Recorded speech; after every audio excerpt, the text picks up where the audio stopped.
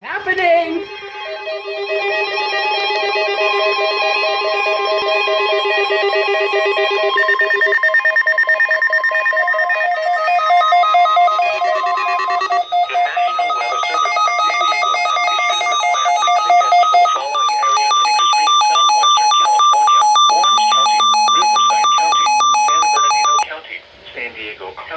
And the coastal waters from San Mateo Point to the Mexican border and out 60 nautical miles, including San Clemente Island.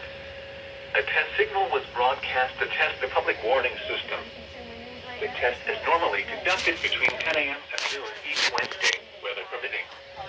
The signal was also used to test the activation and emergency readiness of the Skywalling network of radio operators.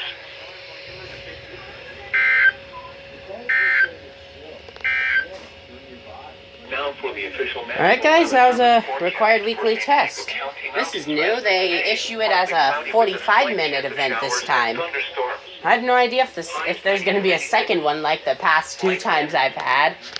Well, except that last week on WXM 66, this thing caught it as an unrecognized message, and that was new. I'm going to be going anyways, so see ya.